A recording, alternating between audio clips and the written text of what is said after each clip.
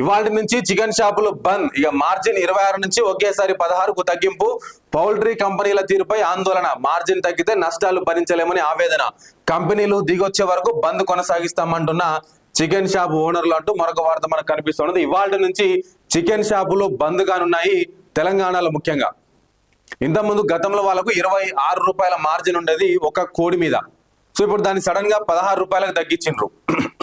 ఏంది అని చెప్పేసి మాట్లాడితే వాళ్ళు ఏమంటా ఉన్నారు, కోళ్ళకు అందించేటువంటి ఫీడ్ కానీ, అంటే ఏది కోళ్ళ ఫారం వాళ్ళు కోళ్ళను పెంచే వాళ్ళు చెప్తున్న మాట ఏంటంటే దానికి అందించే ఫీడ్ విషయంలో కానీ, లేదంటే దానికి మెయింటెనెన్స్ విషయంలో కానీ, ఈ గ్యాస్ ధరలు ఇవన్నీ పెరిగేసరికి ఎక్కడికక్కడ రవాణా వ్యవస్థ కూడా ధరలన్నీ పెరిగేసరికి, పెట్రోల్ కూడా దొరకకపోయేసరికి వాళ్ళు ఏం చేసిర్రు, ఒక 10 రూపాయల మార్జిన్ తగ్గించిర్రు.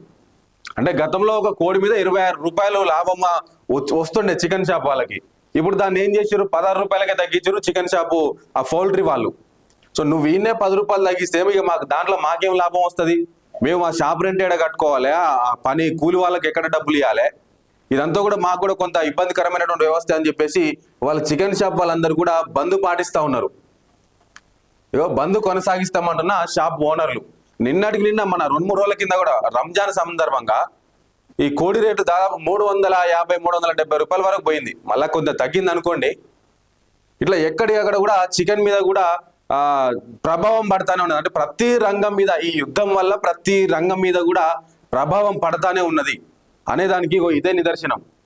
చూడాలి మరి పౌల్ట్రీ యజమానులు ఏం మాట్లాడతారు, అదేవిధంగా చికెన్ షాప్ ఓనర్లతో ఏం మాట్లాడతారు, లేదా వీళ్ళిద్దరి మధ్యలో గవర్నమెంట్ ఏమన్నా చొరవ తీసుకొని మాట్లాడే అవకాశం ఏమన్నా ఉన్నదా అనేది కూడా చూడాల్సిన అవసరం ఉంది. మొత్తానికి ఇవాళ నుంచి చికెన్ షాపులు బంద్ ఉన్నాయి. మరి మీ ఏరియాలో చికెన్ షాపులు బంద్ ఉన్నాయా, లేదా ఎంత ఉన్నది రేట్ అక్కడ అనేది కూడా వీలైతే కింద కామెంట్లో రాసే ప్రయత్నం చేయండి. మనం కూడా ప్రజలకు చెప్తాం.